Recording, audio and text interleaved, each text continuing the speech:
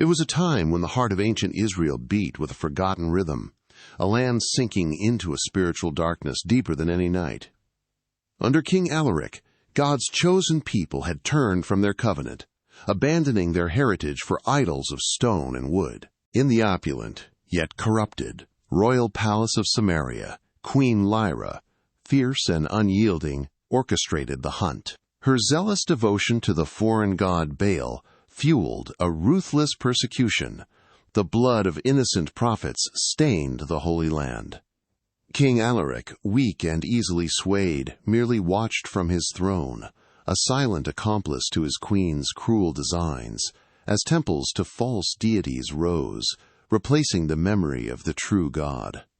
The threat to any who still clung to the old ways was palpable, but God had not abandoned his people.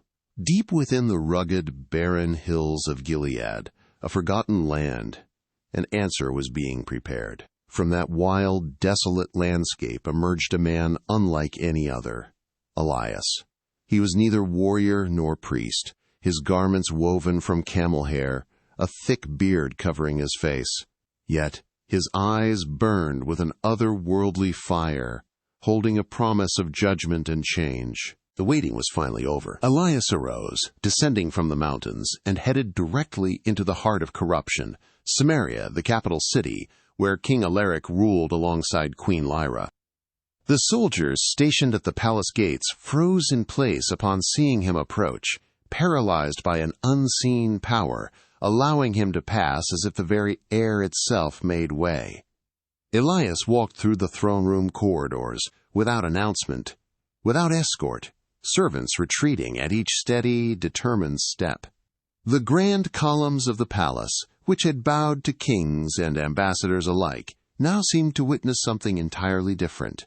A wild prophet, with no crown or sword, striding forward as if driven by God himself. And there sat Alaric upon his throne, surrounded by counselors, idols, and the vanity of his court.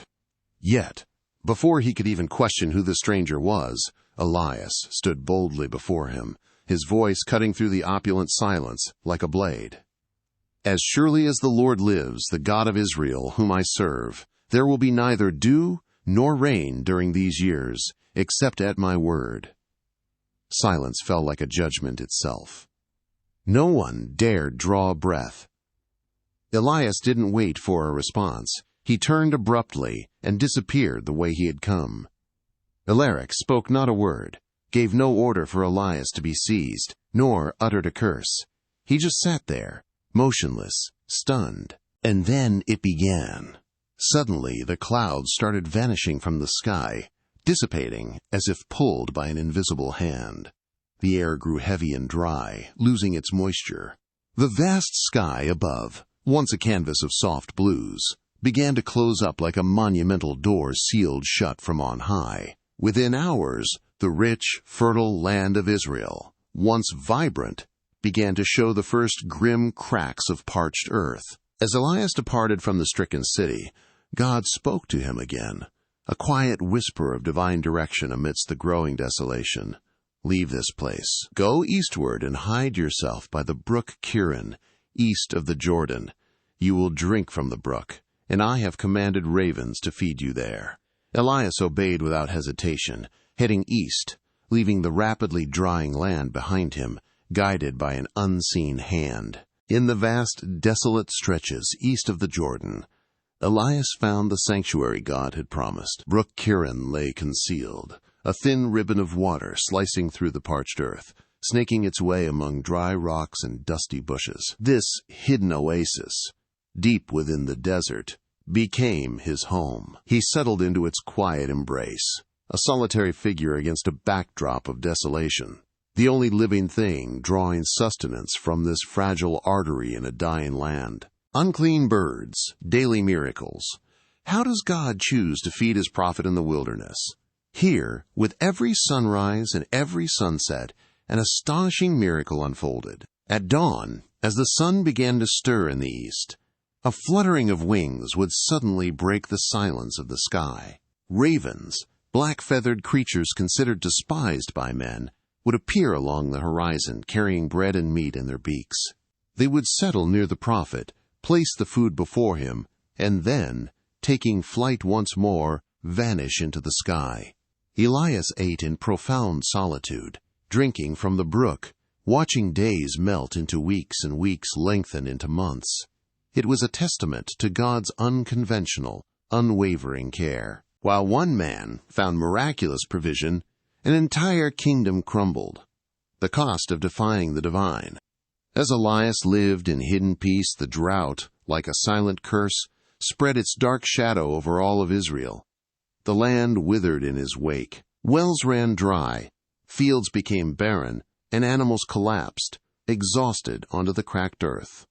From his opulent throne, King Alaric screamed orders in desperation, consumed by frustration, desperate to find the man responsible for his ruin. Yet, no news ever came. Elias remained hidden by the brook, a ghost to the king who sought him. The drought he prophesied now threatens him.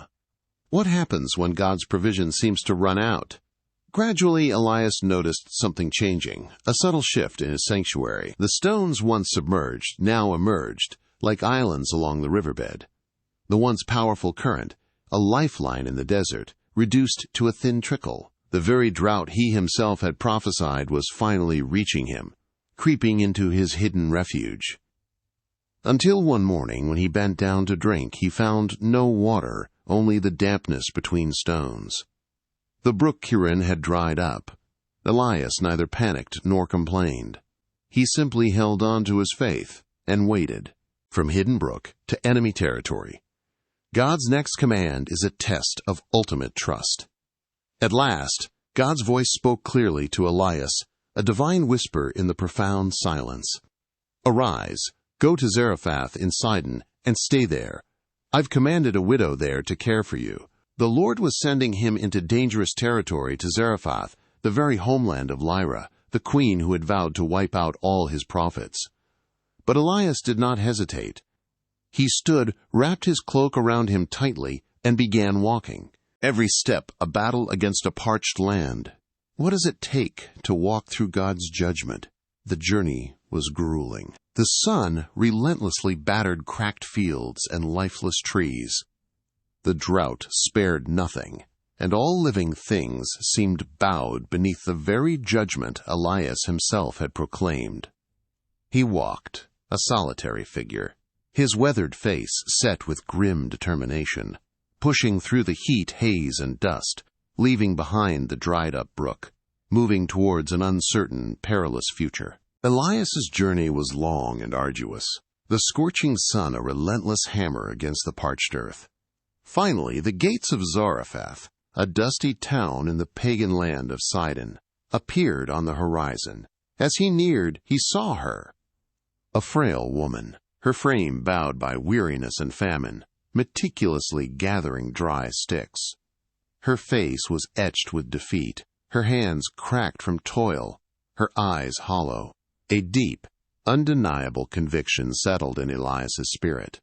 This was the widow God had spoken of, the one chosen for a profound purpose in this desolate land. Elias approached, his voice calm despite the harsh sun and desert wind that had weathered his own face. "Please bring me a bit of water in a jar so I may drink," he requested. The woman, not yet knowing who this dusty wanderer was, turned obediently towards her meager dwelling. But before she could take another step, Elias continued, his voice carrying a quiet authority, "And please bring me a piece of bread in your hand." She stopped, her shoulders slumping, her eyes, filled with a despair deeper than the drought itself, lowered. With a voice trembling from hunger and heartbreak, she replied, "As surely as the Lord your God lives, I have no bread. All I have is a handful of flour in a jar and a little oil left in a pitcher. I was gathering a few sticks to prepare one last meal for myself and my son. After that, we'll die."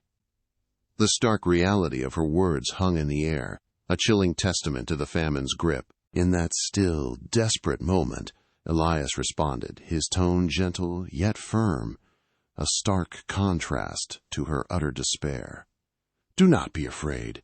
Go home and do as you have said. But first, bake a small cake of bread for me and bring it here. Then afterward, Bake something for yourself and your son. For this is what the Lord, the God of Israel, says. The jar of flour will not be used up, nor will the pitch of oil run dry until the day the Lord sends rain upon the earth." The widow stared at him in silence, her mind reeling. His words were a challenge, a demand for an impossible act of faith in the face of certain death. She faced a choice that pierced the very core of her being. Cling desperately to the meager handful of flour and few drops of oil, ensuring one last, pitiful meal for herself and her son before succumbing to the inevitable, or let go, release her desperate grasp on her last hope, and trust the unbelievable promise of this stranger whose eyes seemed to hold the weight of prophecies fulfilled. She could die with dignity or obey and see what happened. In a world that had forgotten God, where idols of stone and wood offered no solace, she chose to believe. Not in Baal, not in her own instincts, but in the word of a dusty wanderer. With a newfound, fragile courage, she returned home. The fire was lit, the meager flour poured, the precious oil mixed. She baked a small cake, first for Elias, then for herself and her son. And when she came back to the jar, the flour was still there. The oil never ran dry. That day, all three of them ate, and again the next day, and the next, and on for many days. Wonder replaced despair, and a quiet, growing faith began to take root in the widow's heart. The miracle was not a singular event, but a daily, consistent affirmation of God's promise. But suddenly, the shroud of peace was ripped away. The widow's son fell ill. At first it was just a fever, a common ailment in such harsh times, but then each breath grew shallower, more ragged, until within hours the child stopped breathing altogether. The life that had flickered back into her home, sustained by daily miracles, was now extinguished. The mother sank to her knees, a guttural cry tearing from her throat, broken from the inside out. The same man who had brought life into her household now seemed to have brought death, shattering her fragile, burgeoning faith. The same man who had brought life into her household now seemed to have brought death. Her voice, once trembling with despair, now cracked with bitter accusation. "Have you come to remind me of my sins?" she cried out to Elias, tears streaming down her face, staining the dust of her floor. "Have you come just to kill my son?" Elias gave no response. His face, usually so resolute, now held a profound sorrow. He simply reached down, took the lifeless boy gently in his arms, and turned, carrying him towards the upstairs room where he had made his lodging. The silence in his departure was heavier than any spoken word, a testament to the depth of the mother's anguish and the sudden, devastating blow to her faith. A prophet's desperate cry to heaven. Can prayer bring back the dead? Elias gave no response to the grieving mother. His face, usually a mask of weathered resolve, now mirrored a profound anguish. Gently he took the small, lifeless body from her broken arms. He carried the boy, light as a fallen leaf, up the narrow stairs to the humble upstairs room where he had made his lodging. He laid the child upon the simple bed, the stillness of death, a heavy shroud. Kneeling beside him, Elias lifted his eyes toward the heavens, his voice raw with a pain that echoed the widow's own. "My Lord and my God," Elias cried, his heart torn. "Have you brought calamity even upon this widow who welcomed me into her home by taking away her son?" His question wasn't a challenge, but a desperate plea, born from a deep, empathetic connection to the suffering before him. The impossible happens. Witness the moment life returns from the brink of death. Then Elias did something unprecedented, an act of desperate faith no prophet had dared before. He stretched himself out over the boy 3 times, his body pressed against the child's, as if to pour his own life force, his very breath, into the still form. "O Lord, my God," he pleaded, his voice a guttural whisper, "let this child's life return to him." A long silence followed, heavy, unbearable, stretching thin like a thread about to snap. The air in the small room hung thick with unspoken prayers and the weight of impossible hope. Then, almost imperceptibly, a miracle unfolded. The boy's chest rose, a shallow gasp escaped his lips, and breath, warm and fragile, returned to his small body. More than a son returned, a shattered faith reborn. The undeniable proof of a living God. Elias lifted the boy, now stirring with life, and carried him carefully down the stairs.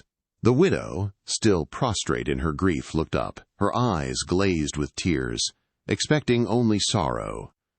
Elias presented her son, now alive, a living testament to a God who hears. "See," Elias said, his voice calm, "your son is alive." At that very instant, the widow regained more than her child. She regained her faith, not as a fragile flicker, but as a blazing torch.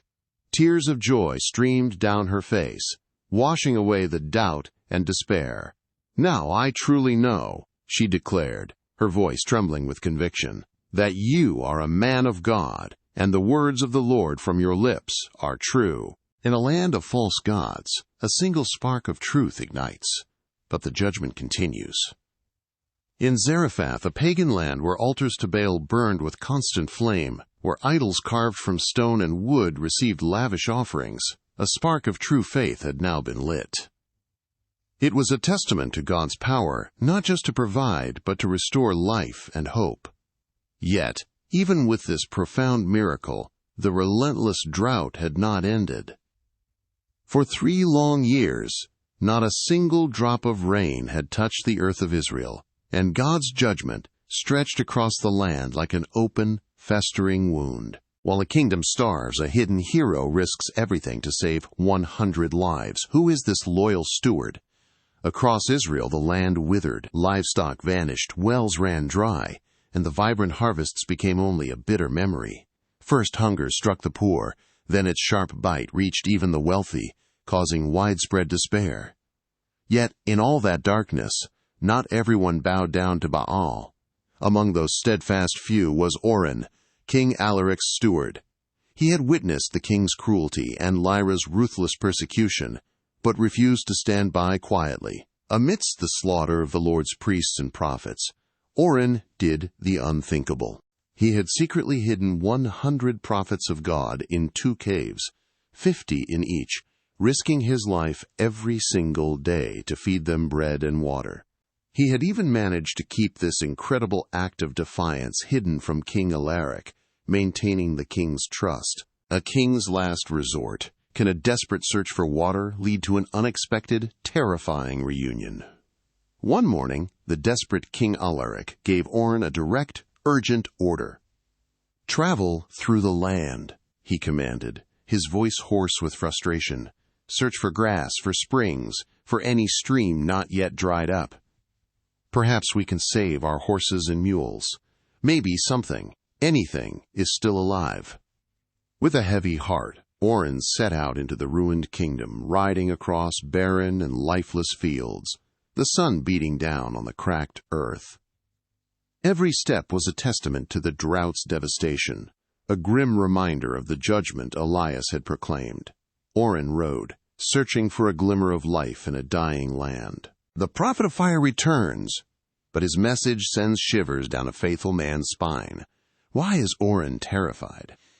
As Ornan traversed the dusty, desolate roads, his eyes scanning the parched horizon, suddenly he saw him. There, amidst the ruined landscape, stood Elias, tall and unwavering, his eyes burning like ancient fire. The sight froze Ornan in place, a mixture of awe and terror gripping his soul. He fell to the ground, crying out in a voice choked with fear and reverence, "Is that you, my lord Elias?"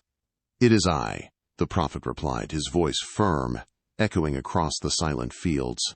"Go, tell your master, Elias is here." Ornan slowly rose, his breath stolen by fear.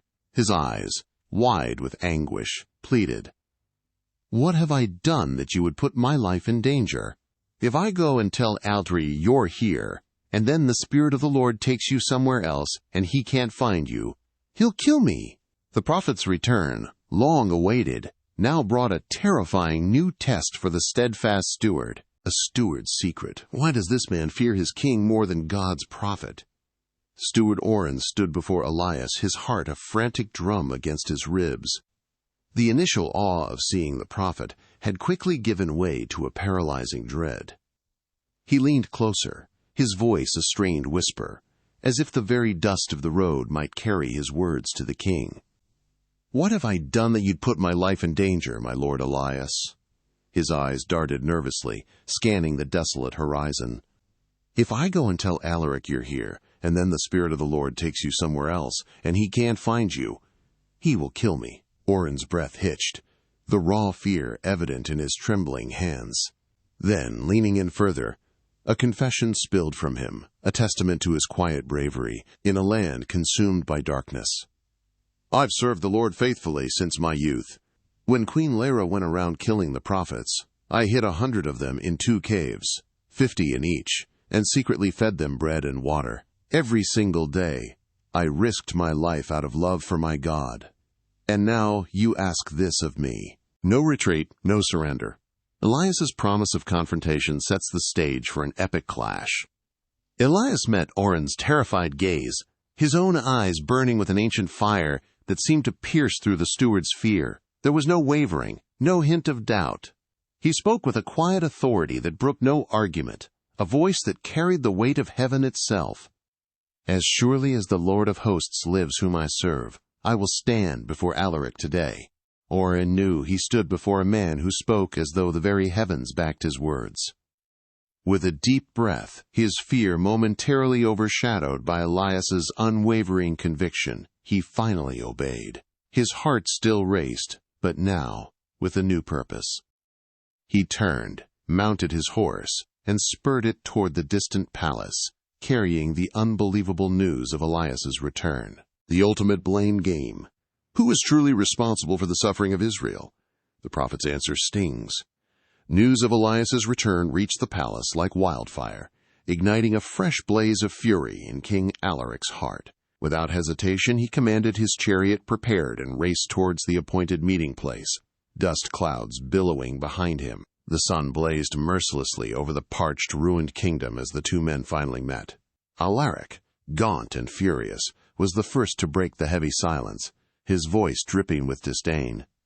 "Is that you, troublemaker of Israel?" Elias met his gaze, unflinching, his presence a stark contrast to the king's regal but desperate bearing. The prophet's reply was firm, cutting through the parched air like a sharpened blade. "I'm not the one troubling Israel, but rather you and your father's house, because you have abandoned the commands of the Lord and have chosen to follow Baal, one prophet, 850 false prophets.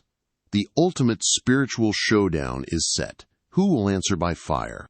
The accusation hung heavy in the air, a truth that Alaric could not easily dismiss, even in his rage.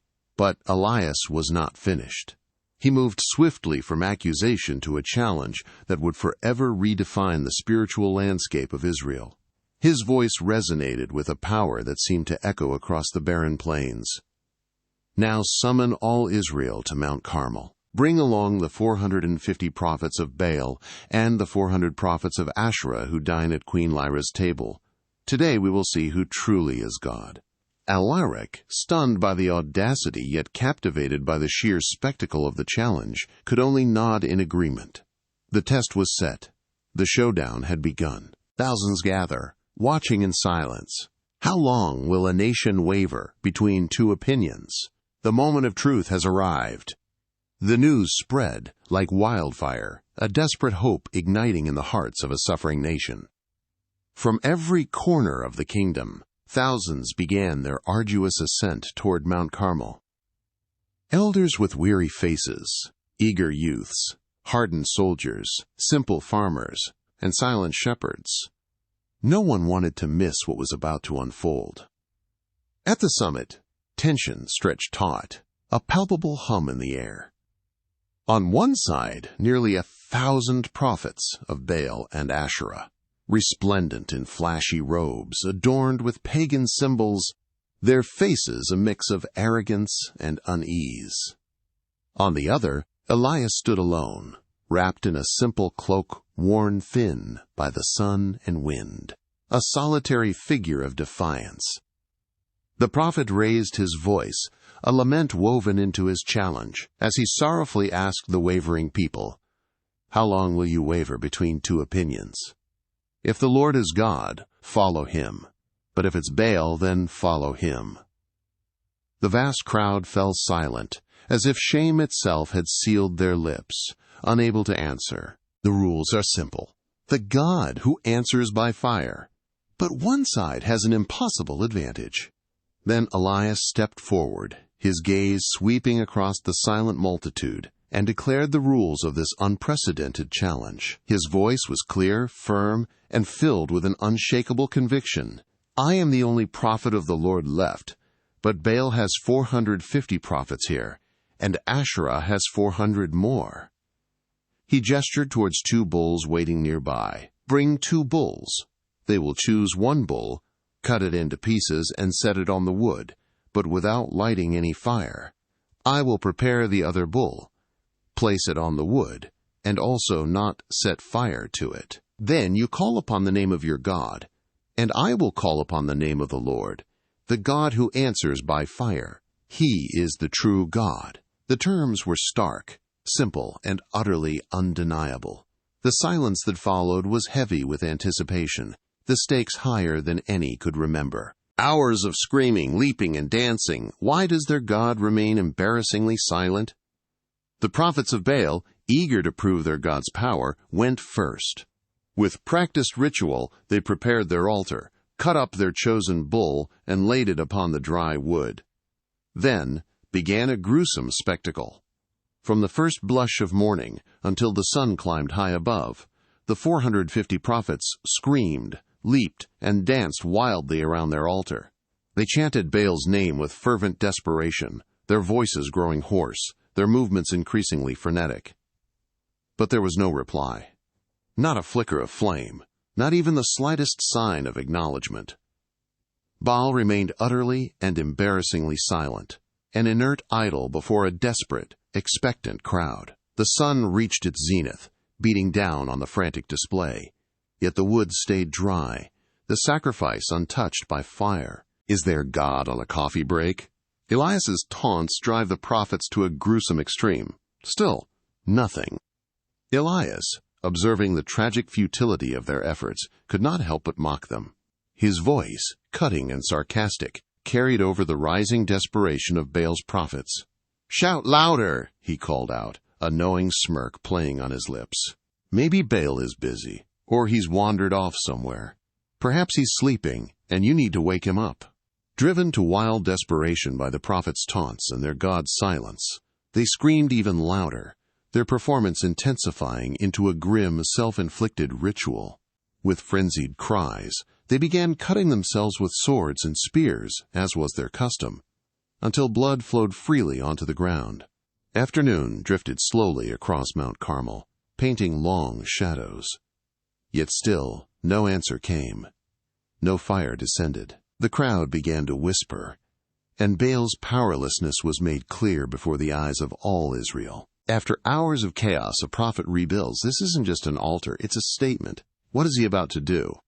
Now it was Elias's turn. Weary and profoundly disappointed by the spectacle of false worship, the people gathered close around him, their hope a fragile thing. Silently, Elias took 12 stones, one for each scattered tribe of Israel, and with deliberate, reverent movements, rebuilt the broken altar of the Lord. It was not merely a construction, but a symbolic act of restoration, a reclaiming of forgotten worship. Carefully, he arranged the wood upon it and placed the sacrifice, the prepared bull, on top. His actions were calm, methodical, a stark contrast to the chaotic frenzy that had preceded them, drawing the attention of every single soul on the mountain. In the middle of a drought, he asks for water, not just a little, but enough to drown the sacrifice. Why? Then Elias asked the impossible, an act that seemed utterly counterintuitive in the midst of a devastating 3-year drought.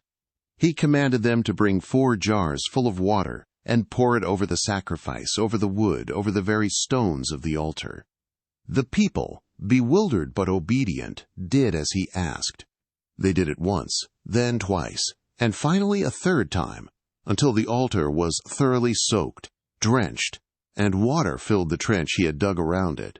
The scene was absurd, a land dying of thirst, and a prophet deliberately dousing his sacrifice, making the task of fire an undeniable miracle, far beyond any earthly explanation. The stakes, impossibly, had been raised even higher. One man's simple prayer: "In this silence, the fate of a nation hangs in the balance." Standing before all the people, Elias lifted his eyes toward heaven. His face, weathered by desert sun and sorrow, now held a profound earnestness. His voice, clear and strong, resonated across the silent mountain, a direct appeal to the unseen God. "Lord, the God of Abraham, Isaac, and Israel, let them see today that you are God in Israel, and that I am your servant, and that all I have done has been at your command. Answer me, Lord, answer me, so these people may know you alone are God, and that you are drawing their hearts back to you."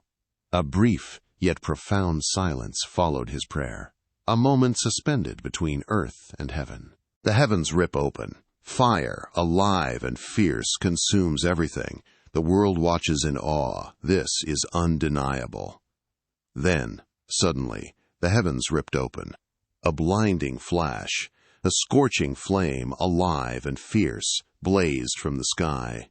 It descended not just upon the sacrifice, but consumed it instantly, along with the wood, the stones, even the water itself that filled the trench, leaving behind only dust and a reverent, stunned silence. The heat radiated outwards, a divine furnace that incinerated all evidence. The thousands gathered on Mount Carmel gasped, their eyes wide with terror and awe. There was no denying it, no rational explanation. The fire had come from heaven itself, a direct and undeniable answer to Elias's prayer. A single phrase echoes across the mountain. The truth is finally revealed, shattering years of deception. Falling to their knees, their faces pressed to the dust, the people of Israel acknowledged the true God. Years of idolatry, of wavering allegiance, shattered in that single fiery moment. A unified cry, raw with awe and conviction, rose from the thousands gathered on the mountain. "The Lord, He is God! The Lord, He is God!" At that very instant, there was no doubt. Yahweh had answered, not Baal. Elias's spiritual authority was unmistakably proven, and the crowd finally understood that the drought had come as a direct consequence of abandoning the Lord. The truth shone brighter than ever atop Mount Carmel. The false prophets. Arrogance turns to ashes. What happens next is a chilling act of divine justice. The moment of divine revelation was followed by an act of resolute justice. Elias turned his gaze toward Baal's false prophets, their arrogance now lying in ashes, their faces etched with terror. With a voice that allowed no argument, he commanded they be seized. The people, still reeling from the awesome display of God's power, complied without question. The 850 false prophets were taken down to the Kishon Brook, a narrow waterway that snaked through the valley below. There the judgment once ordained by God in ancient times was carried out, the execution of all those who had led Israel astray into idolatry. The land of Israel at last had begun to be purified. After 3 years of silence, a prophet hears a whisper no one else can. What is he telling the king? As the people watched this decisive moment unfold, a subtle shift stirred within Elias's spirit, a sensation he hadn't known for 3 long years. It was the distant whisper of coming rain, a faint rustle of life no one else could yet perceive. But Elias, his spirit attuned by years of listening closely to God's voice, sensed it with absolute clarity. The prophet then authoritatively addressed King Alaric, his voice cutting through the lingering awe on Mount Carmel. "Prepare your chariot and head down immediately," Elias commanded, his gaze fixed on the horizon, "for I hear the roar of an approaching storm." Alaric, still dazed by the fire from heaven, raised his eyes to a sky as dry and clear as it had been for the past 3 years. Yet he obeyed, a flicker of bewildered submission in his gaze. The drought had served its purpose, and now God stood ready to open the heavens once again, to pour out His mercy. 6 times, nothing. 7 times, a miracle. How many times would you pray before giving up? Then Elias climbed once more to the mountain's highest point, a solitary figure against the vast sky. He began to pray fervently, determined, with the unwavering faith of someone who truly knows the God he serves. Beside him stood his young servant, a witness to the incredible and now awaiting instructions. "Go up and look toward the sea," Elias ordered, his voice echoing with conviction.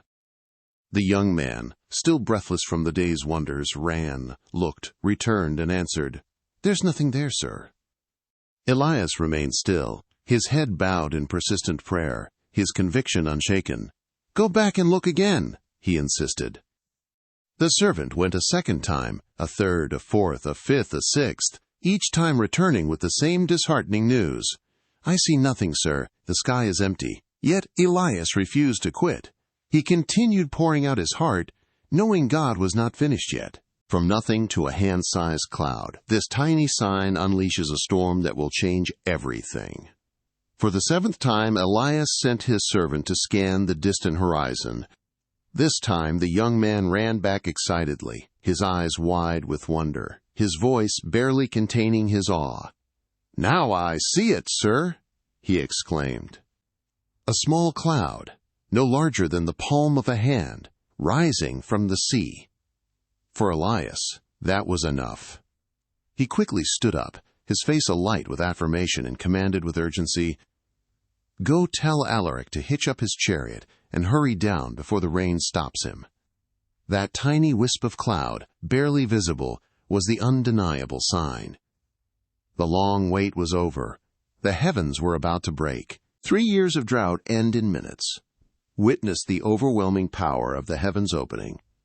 In just a few minutes, that small cloud, like a living thing, began to expand, devouring the clear sky. The horizon quickly darkened, turning from hopeful blue to a deep, ominous gray. From the distant sea, a powerful wind, a roaring torrent of air, swept across the land, bending trees and whipping dust into frenzied spirals. The people lifted their eyes in awe, their faces streaked with anticipation. After 3 long years, heavy, blessed drops began to fall upon the parched earth, raising tiny puffs of dust as they struck. Within moments, the gentle drizzle transformed into a torrential downpour, a deluge that soaked the thirsty ground, forming new streams that rushed through the cracked and barren land, washing away the dust of 3 years of judgment. A man outruns a king's chariot in a storm. This impossible feat reveals who truly rules Israel. King Alaric, driven onward by the heavy rain now saturating everything around him, quickly climbed onto his chariot and started down toward Jezreel. The horses strained, hooves churning through the newly formed mud. But then, something extraordinary happened. As the storm raged around them, the hand of the Lord came upon Elias. The prophet, tucking his cloak into his belt, began to run, not as an ordinary man would, but with supernatural speed, propelled forward by the very power of God. Before the king's astonished eyes, Elias outran the horses, running through the storm as if carried by the rushing wind itself, his figure a blur against the driving rain. It was an image of incredible power, the man who had closed the heavens now running ahead of the king, clearly displaying who truly ruled over Israel. Not Alaric, nor Lyra, nor Baal, but Yahweh, the living God, who commands the rains and seasons, and empowers his chosen. Victory turns to vengeance. A queen's fury unleashes a deadly threat. Elias's greatest test is yet to come. Yet this rainfall, though a profound lesson and a demonstration of God's mercy, was not the end of the battle. Even as the torrential rain poured abundantly upon Israel, washing away the dust and despair, an enraged woman brooded inside the opulent palace at Jezreel. Queen Lyra had received the news. Elias had humiliated her prophets, destroyed her priests, and now the people themselves were beginning to turn against her. Her face, usually composed in cold beauty, twisted into an expression of raw, unbridled fury. This was more than a defeat. It was a personal affront, a challenge to her very being. She would not let it stand. With a chilling resolve, Lyra began to prepare a death threat for Elias, a message that was more than a mere warning. It was a promise of swift, brutal execution. The fiery prophet, who called down fire from heaven, now trembles. What words could instill such terror? A messenger, his face pale and eyes wide with fear, arrived at Elias's temporary lodging in Jezreel. He bore a chilling threat from Queen Lyra. "May the gods punish me severely if by this time tomorrow I don't do to you exactly what you did to each of them." When Elias heard these words, fear gripped his heart, a darkness deeper and more profound than he had ever known. The very prophet who had bravely stood alone before hundreds on Mount Carmel, who had called down fire from heaven itself, now trembled before one woman's wrath. The weight of her malice, her unyielding cruelty, settled upon him like a shroud, chilling him to the bone. After the greatest triumph, he runs. Blinded by fear, a prophet abandons his mission. Why? Without thinking, without pausing to seek God's counsel, Elias fled. He ran southward, leaving behind the very people who had just begun to return to God, abandoning his appointed mission, blinded completely by fear. He passed through fields and mountains, never stopping, never looking back, like a man pursued by death itself. The prophet, who had confronted kings and commanded the heavens, was now a solitary, terrified figure, racing away from a single, vengeful woman. His physical flight mirrored a deep spiritual and emotional collapse, a desperate attempt to escape a threat that felt utterly overwhelming. He ran until his legs burned and his lungs ached, seeking only distance from Lyra's deadly promise. "Enough, Lord, take my life." The mighty prophet reaches rock bottom, consumed by loneliness. Have you ever felt this broken? At last, utterly exhausted, he reached the desolate wilderness, alone and spent. There, under the thin, meager shade of a broom tree, the mighty prophet collapsed to the ground. With tears he could no longer hold back, he cried out bitterly toward heaven, his voice raw with anguish. "Enough, Lord. Take my life now, for I am no better than my ancestors." Those words burst forth from the deepest part of his soul, a desperate plea from a spirit pushed to its absolute limit. Elias, the great prophet, had reached rock bottom. All his strength, his faith, his courage seemed to have evaporated under the ruthless heat of the desert sun, and there, beneath the sparse shade of the tree, he wished only to close his eyes forever. It wasn't merely Lyra's threat that had broken him, but also the unbearable loneliness, the heavy burden of feeling he alone was faithful, and the deep disappointment that after all his struggles, after such a profound display of God's power, nothing appeared to have truly changed. The weight of the world and his own humanity had finally consumed him. In his darkest hour, God sends an angel. This isn't just food, it's a lifeline. What journey awaits? There, deep in the desert, in the darkest moment of his life, God had not abandoned Elias. Suddenly, a gentle hand touched him softly. Elias slowly opened his weary eyes and saw beside him an angel who spoke with tenderness yet firmness. "Get up and eat." Elias looked around and saw freshly baked bread cooking over hot coals and a jar of fresh water. He ate and drank, but the weight upon his heart still felt too heavy. Again he drifted into sleep, hoping to escape his pain once more. But the angel returned once more, patiently and compassionately touched him, and spoke again in a calm but firm voice. "Get up and eat, for you still have a long journey ahead." These words echoed deeply within Elias's weary heart. The prophet who had fled in despair now moved toward an even closer, deeper encounter with God. 40 days and 40 nights across the desert, what sacred mountain awaits the broken prophet? That meal gave Elias an unexplainable strength. He stood up and began his journey toward Horeb.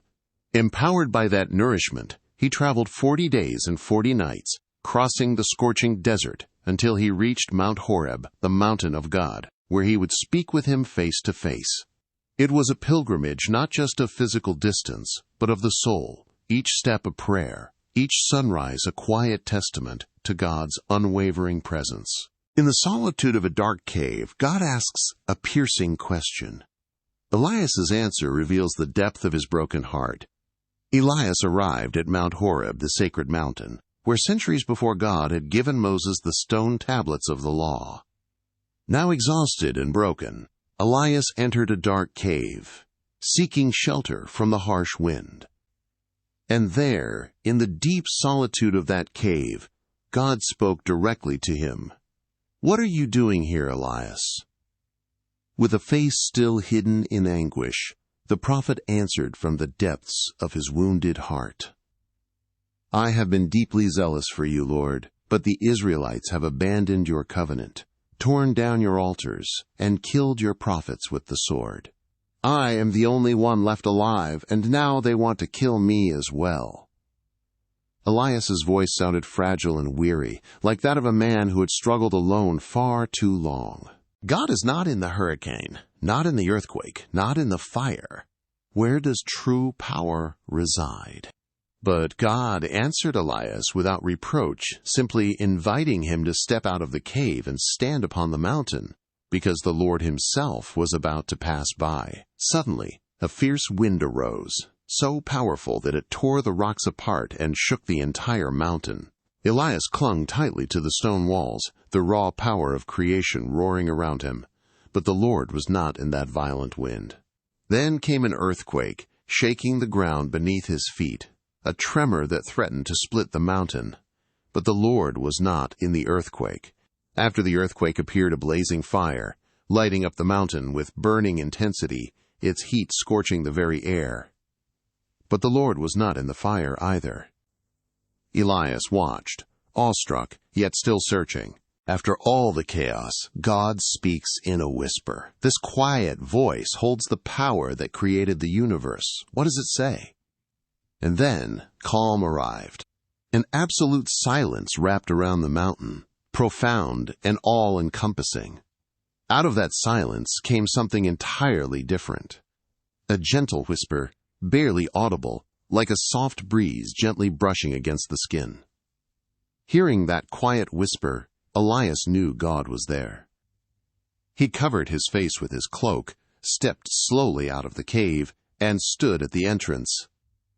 In that gentle whisper was the same powerful voice that had created the universe, that had commanded the wind and the fire, but now it spoke with the tenderness of a father comforting his weary child.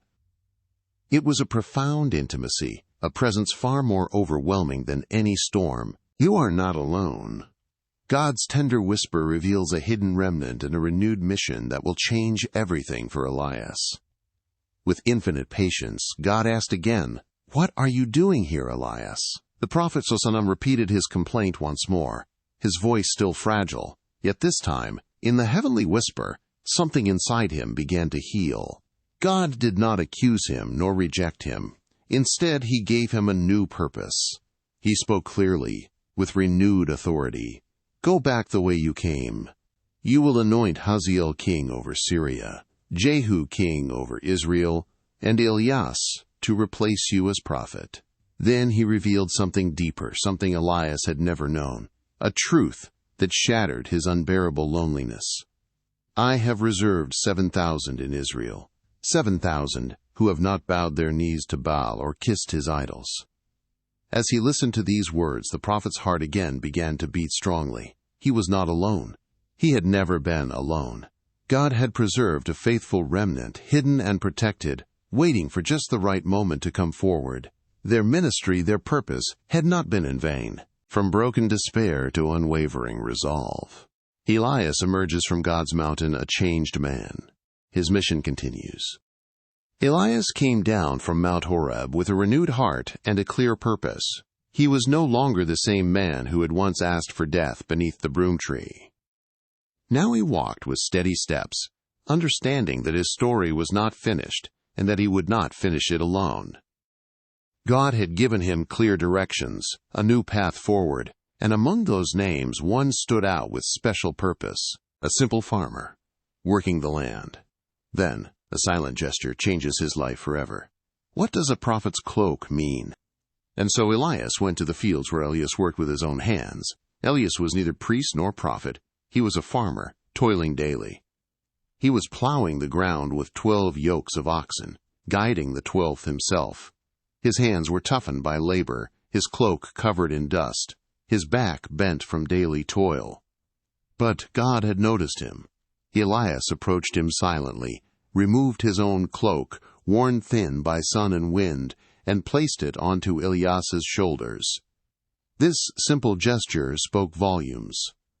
It was the unmistakable sign of divine calling, the passing of a holy purpose, and the beginning of a new destiny. He instantly understands.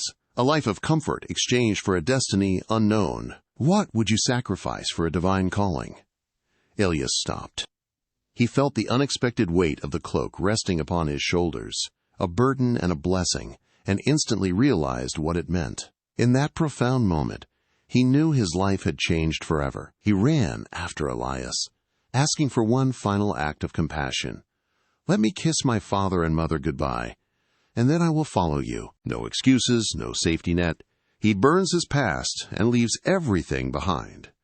Witness the ultimate act of commitment. Without emotion or pressure, Elias replied, "Go back then. Don't you realize what I've just done to you?" Then something radical happened. Elias returned to the fields, but not to stay. He took the yoke of oxen he'd been working with and slaughtered them. Then he took the plow, the wood, and the tools of his trade and set them ablaze. Upon this makeshift altar, he cooked the meat and shared it with the people in his village.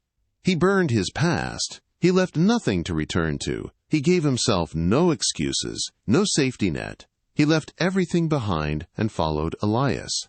And from that day forward, Elias became his servant, walking faithfully beside him. Even after seeing God's fire, a king remains unchanged. What forgotten desire will seal his fate? Years had passed since the fire on Mount Carmel, and the people of Israel seemed to have forgotten the warning. Israel returned to its old routines. And Alaric, despite having seen the power of God firsthand, continued to rule as if nothing had changed.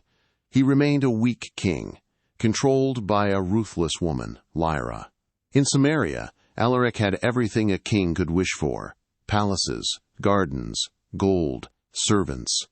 Yet deep inside, his heart coveted something more. A king demands, a commoner refuses. This clash over a small vineyard ignites a firestorm of injustice. Next to his palace lived a righteous man named Nabor. His vineyard wasn't grand or luxurious, but it was the inheritance of his ancestors, a sacred trust. Alaric's heart desired it from the first moment he saw it. Approaching Nabor with a false smile, he offered money, or an even better vineyard in exchange. But Nabor refused firmly, saying, "The Lord forbid that I should give you the inheritance of my ancestors." A queen's chilling promise. When a king won't act, his queen will commit murder to satisfy his petty desires. Witness her cold-blooded scheme. Alaric returned to his palace like a spoiled child. He lay down on his bed, turned his face toward the wall, and refused to eat. His greed had wounded his pride, and his weakness filled him with bitterness. When Lyra saw his misery, she scornfully asked, "Are you or are you not the king of Israel? Get up, eat, and cheer up. I will get Nabor's vineyard for you." And she did. With cold cruelty, she wrote letters in the king's name, sealed them with his royal seal, proclaimed a fast, and had Nabor seated in a place of honor. Falsely accused, without trial, stoned to death, witnessed the tragic end of an innocent man, all for a king's petty greed. The stage was set not for justice, but for a travesty. Jezebel, with her cold cruelty, had proclaimed a solemn fast, a grotesque parody of piety, designed to lend gravity to her wicked scheme. Nabor, unaware of the trap closing around him, was led to a place of honor among the village elders, a man of integrity singled out for destruction. Then 2 wicked men hired by the queen rose to speak. Their voices, thick with malice, echoed through the hushed gathering, weaving lies into a tapestry of deceit. "Nabor has cursed God and the king," they shrieked, their accusations tearing at the fabric of truth. There was no trial, no defense, no chance for Nabor to speak. The villagers watched, horrified, their voices silenced by fear, their hearts heavy with outrage. Swiftly, brutally, he was dragged outside the city gates, the very ground he had defended with his life. Stones, sharp and unforgiving, rained down upon him, until Nabor, a righteous man whose only crime was to stand for what was his, fell silent and still. His blood stained the earth, a silent scream of injustice crying out to the heavens. The king believes he has won. But then, a familiar, terrifying face appears. "So you have found me, my enemy." When the news reached Jezebel, a cruel smile touched her lips. "Get up," she told Alaric, her voice laced with satisfaction, "and seize the vineyard. Nabor is no longer alive." Alaric, like a spoiled child granted his deepest wish, rose and made his way to his new acquisition. He wandered through the rows of grapevines, his heart swelling with a twisted sense of triumph, admiring the land he had coveted, believing he had finally won. But as his gaze swept across the vineyard, a shadow fell. Standing before him, as if conjured from the very earth Nabor's blood had soaked, was Elias. The prophet's face was hardened with a judgment that chilled Alaric to his core. The king trembled at the sight, his newfound pleasure dissolving into terror. "So you have found me, my enemy," Alaric uttered, his voice barely a whisper, a desperate admission of guilt. Elias met his gaze, his eyes burning with righteous anger, and replied without hesitation, "Yes, I have found you, because you have sold yourself to do evil in the sight of the Lord. Blood for blood." A prophet's chilling prophecy foretells a king's gruesome end and a queen's devouring by dogs. No escape. And once again Elias delivered judgment, his voice resonating with divine authority, each word a hammer blow sealing their fate. "Thus says the Lord, in the very place where dogs licked up Nabor's blood, they will also lick up yours." Alaric's breath caught in his throat. The prophet's gaze was relentless, unforgiving. "I will bring disaster upon you," Elias continued, his voice echoing across the stolen vineyard, "wiping out your descendants and destroying your lineage, just as I did with Jeroboam." The judgment stretched beyond Alaric, encompassing the architect of the evil. "As for Jezebel, your wife," Elias declared, his voice cutting through the air like a blade, "the dogs will devour her body beside the wall of Jezreel, and anyone from your household who dies in the city will be eaten by dogs, and those who die in the open fields will be consumed by the birds of the air." Alaric's face grew pale, his smug satisfaction replaced by stark terror. For the first time, Elias's voice seemed to him not that of an adversary, but of a judge, speaking a sentence from which there was no appeal, no escape. The proud king humbles himself. Does God's judgment waver? A surprising reprieve, but the prophecy still stands. Alaric's face, usually swollen with pride, grew pale and gaunt. This time he did not shout or curse, nor did he call for his soldiers. Elias's words had struck a blow far deeper than any sword. He tore his royal garments, a public act of contrition, and put on sackcloth, the coarse cloth of mourning and humility. He began fasting, turning his face to the wall of his palace, refusing to eat, his spirit broken by the weight of the prophet's declaration. He walked slowly, his head bowed down, tears streaming from his eyes, a king utterly humiliated before the living God. God, from his throne in heaven, saw this unexpected act of humility, and in his infinite patience and mercy, he spoke to Elias once again, saying, "Because Alaric has humbled himself before me, I will not bring disaster during his lifetime, but rather, in the days of his son, I will bring calamity upon his household." A surprising reprieve, a temporary delay in the inevitable, but the prophecy, like a shadow, still loomed over the house of Alaric, waiting for its time. He thought God had forgotten. A king's fatal mistake, a random arrow, and a prophecy begins its gruesome fulfillment. Years passed, and Alaric, surrounded by the fleeting comforts of his palace, began to believe perhaps God had forgotten his judgment. The drought had ended, life had returned to some semblance of normal, and the chilling words of Elias seemed a distant memory.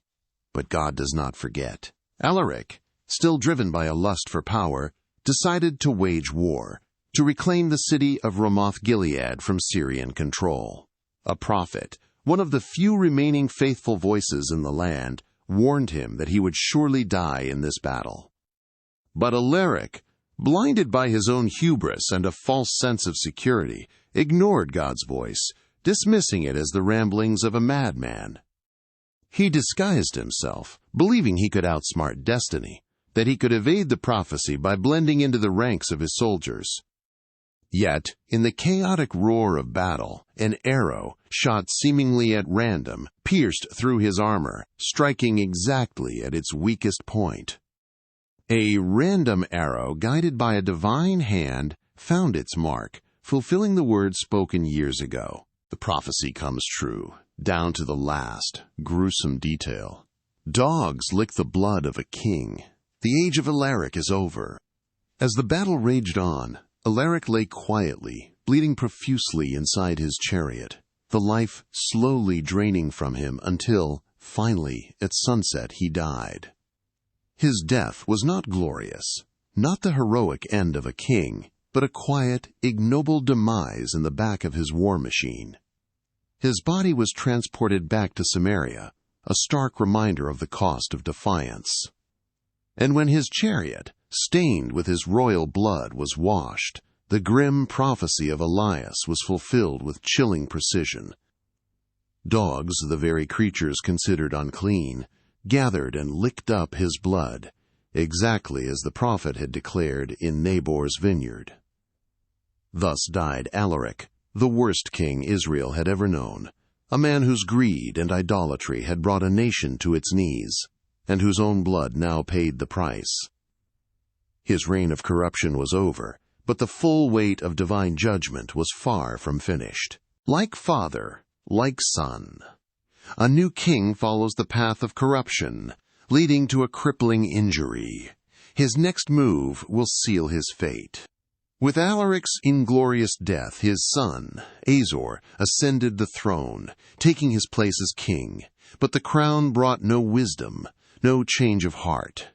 It wasn't long before Azor followed the same corrupt path his parents had paved, continuing the idolatry and wickedness that had plagued Israel. He walked in their shadows, inheriting their sins as much as their power. One day, a sudden misstep in his palace sealed his fate. Azor fell through a latticework from an upper window of his palace in Samaria, crashing to the ground below. Seriously injured and bedridden, his body broken, the young king faced a decision that would determine his eternal destiny. His physical weakness now exposed a deeper spiritual infirmity, setting the stage for a final, desperate act of rebellion. Ignoring God, a dying king consults a pagan deity. This final act of rebellion brings the prophet Elias back into play. Confined to his bed, his body racked with pain, King Azor made a choice that defied all reason and spat in the face of the living God. Rather than calling upon the God of Israel, the very God who had sent fire from heaven and rain to end the drought, he sent messengers. His command was clear: travel to Ekron, a Philistine city, and consult Baalzebub, the pagan god of flies and disease. It was a blatant act of rebellion, a final, foolish embrace of idolatry, even in the shadow of death. But God had seen this. His gaze pierced through the palace walls, past the messengers hurrying on their way. And in that moment, God instructed Elias, his fiery prophet, "Arise and intercept the king of Samaria's messengers, and say to them, 'Is there no God in Israel that you must go consult Baalzebub, the god of Ekron?'" Elias, ever obedient, arose, ready to deliver one last, chilling word from the Lord. A prophet's chilling question, "Is there no God in Israel?" The message sent back to the king is a death sentence. Elias obeyed, his weathered face set with purpose. He intercepted the king's messengers on the dusty road to Ekron, a solitary figure standing in their path. The messengers, surprised, and perhaps a little fearful of this wild-looking man, stopped. Elias's voice, calm yet authoritative, cut through the silence. "Please bring me a bit of water in a jar, so I may drink." But before they could react, Elias continued, his words now imbued with divine judgment. "Is there no God in Israel that you must go consult Baal-zebub, the god of Ekron?" The question hung in the air, a searing indictment of their king's folly. Then Elias delivered the stark, uncompromising decree. "Therefore, the Lord says this, you will not leave the bed you lie on, but will surely die." The messengers recoiled, their faces pale. They knew the weight of these words, the power behind them. With fear gripping their hearts, they turned back, abandoning their pagan errand, racing back to Samaria to deliver the prophet's chilling message to their dying king. Defying a prophet, a king sends soldiers. But Elias's silent reply is a roar from heaven. Fire falls again. The message of his impending death reached King Azor, still confined to his bed, his face, already pale from injury, twisted into an expression of raw fury. He knew instantly who this man was, the wild prophet who had challenged his father, Alaric, and brought a nation to its knees. Elias the Tishbite. Azor, stubborn in his rebellion, refused to acknowledge the God of Israel. Instead, his rage blazed, and he sent a captain with 50 soldiers to arrest the prophet. They found Elias sitting calmly atop a hill, a solitary figure against the vast, unforgiving sky. The captain, filled with arrogant authority, shouted, "Man of God, the king commands you to come down." Elias replied quietly, his eyes burning with an otherworldly fire that mirrored the judgment he was about to unleash. "If I truly am a man of God, let fire come down from heaven and consume you and your 50 men." A roar tore through the heavens, a sound born of divine wrath. Flames, scorching and alive, fell from above, consuming the captain and his soldiers in an instant. Their cries faded into the wind, reduced to ashes and dust. Azor had been warned, but his defiance only hastened the inevitable. After 2 acts of divine fire, a captain finally understands. His plea for mercy changes everything. Will Elias spare him? Yet King Azor, unyielding in his rebellion, remained stubborn. He sent another captain with another 50 men, blindly believing that sheer force could overcome divine power. And once more, the heavens responded with fire, judgment, and death. The second captain and his men were consumed, their arrogance turning to dust. But the third captain was different. He approached the hill not with commands or threats, but with a heart humbled by the terrifying display of God's power. He fell to his knees, his hands lifted in supplication, and pleaded, "Man of God, I beg you, please let my life and the lives of these 50 servants of yours be precious in your sight." And this time, in that moment of sincere humility, the voice of God spoke to Elias, clear and calm. "Go down with him. Do not be afraid." Elias arose, his face solemn, and descended the hill, accompanying the penitent captain to the palace. The prophet stands over a dying king, reaffirming his doom. The house of Alaric crumbles, piece by piece. With authority born of divine commission, Elias stood before King Azor's bedside. The air in the opulent chamber seemed to thicken with the weight of impending judgment. Azor, weakened by his injuries and the chilling news of his fallen captains, could only stare, his eyes wide with a dawning terror. Elias's voice, firm and unwavering, cut through the silence. "Thus says the Lord, because you sent messengers to consult Baal-zebub, as if there were no God in Israel, you shall not rise from the bed you lie on, you shall surely die." The words were a death knell, and so it was. Azor died, just as the word of the Lord had spoken through the mouth of his prophet. With him fell yet another link in the corrupt line of Alaric, under the full, relentless weight of divine judgment. The house of Alaric had begun to crumble, like a wall cracked from within, its foundations rotting from years of idolatry and evil. Elias knows his end is near, but his final journey is a test of loyalty and a miracle that defies nature. What is about to happen at the Jordan? Azor's death marked the end of a generation, leaving no son to occupy his throne. Yet even as judgment unfolded inside the palace walls, something sacred stirred along the ancient roads.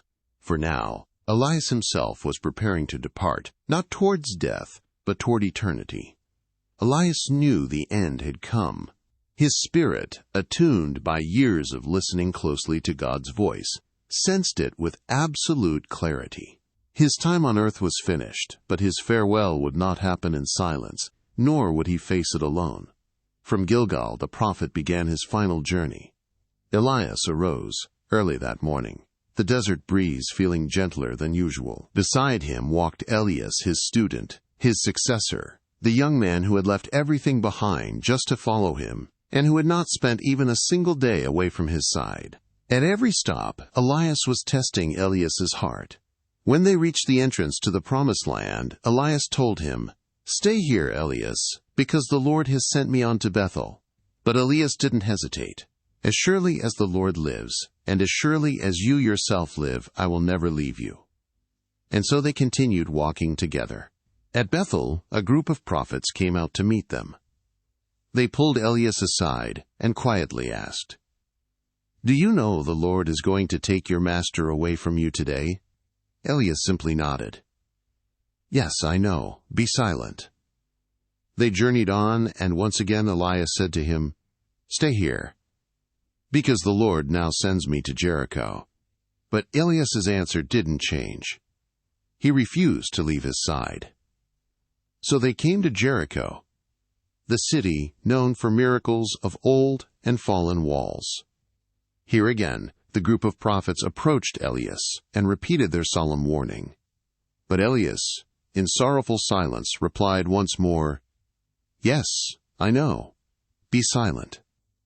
At last they reached the Jordan, the sacred river. It was the threshold separating the human realm from the divine. 50 prophets watched them from afar, witnesses to a moment destined for eternity. Then Elias took his cloak, rolled it up, and struck the waters. Immediately the waters parted, just like in the days of Moses. The currents pulled back, splitting apart left and right, opening a dry path for the two men to cross over safely. "Ask for anything before I go." Elias's impossible request is a testament to his faith. But can he truly achieve it? At that moment, on the other side of the Jordan, Elias stopped. He knew his journey was coming to an end, yet he couldn't depart without first passing on his legacy. He turned to Elias, his weathered face softened by the weight of the moment, and said solemnly, "Ask whatever you'd like me to do for you before I am taken away." Without hesitation, with a boldness born of unwavering faith and deep devotion, Elias boldly asked for the impossible. "Let me inherit a double portion of your spirit." Elias studied him intently, fully aware of the audacity, the faith, and the immense burden behind such a request. "You've asked something difficult," he replied, his voice laced with both challenge and admiration. "Yet if you see me when I am taken from you, it will be granted." The condition hung in the air, a final test, a profound act of trust. They continued on together in silence, the desert wind now carrying a palpable sense of anticipation. The heavens open, a chariot of fire descends.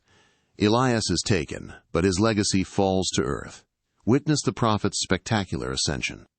As the sun began its descent, painting the western sky in hues of amber and violet, the heavens suddenly opened. A whirlwind surged from above, sands swirling madly, winds roaring with supernatural strength. And there appeared something astonishing, a chariot of fire, pulled by flaming horses, descending like a blazing arrow from the very vault of heaven. With powerful gusts, the whirlwind swept Elias up, wrapped in fire, embraced by glory. Elias cried out, a raw, primal sound of anguish and awe, like a son losing his father. But there was no one left. Elias had been taken into heaven without tasting death, a final, spectacular testament to God's power. His cloak, a symbol of his authority and spirit, drifted slowly back to the earth, gently touching the ground near Elias, a silent, profound witness to the transfer of a divine legacy. The river parts once more. Elias steps into his mentor's power. The spirit of Elias lives on. Elias, his hands trembling with a mixture of grief and awe, reached down and picked up the cloak. It felt heavier now, imbued with a power he was just beginning to grasp. Forever changed by what he had witnessed, he returned to the Jordan, the same river they'd crossed together earlier. The 50 prophets, who had watched from afar, now looked on with bated breath. Elias, clutching the cloak, struck the waters just as Elias had done. He shouted, his voice ringing with renewed authority, "Where now is the Lord, the God of Elias?" And once again, in a powerful echo of his mentor's miracle, the Jordan parted. The currents pulled back, leaving a dry path. The watching prophets bowed in reverence. They no longer saw Elias as a mere servant or a farmer. For now, the spirit of Elias rested undeniably upon him. Elias had ascended, yet his fire hadn't gone out, it had merely changed hands. That day at the crossing of the Jordan, the prophetic legacy lived on. The prophecy was fulfilled when Joram utterly destroyed the house of Alaric, avenging the blood of the prophets. But the story of Elias is not over. His legacy continues through a new prophecy from Malachi, foretelling that Elias will return before the great day of the Lord, to turn the hearts of the people and prepare the way for restoration. This is both a promise and a warning. From Elias's life, we learn that God walks with us and lifts us up when we are broken. Even the most faithful can feel fear and exhaustion. This story is a message to anyone feeling lost or wanting to give up. God isn't finished with you. Just as he didn't rebuke, but instead nourished and strengthened Elias in his weakness, he offers the same to you today. God doesn't choose the perfect, but those with willing hearts who listen in faith. The legacy of Elias is not just about judgment, but about mercy and restoration for all.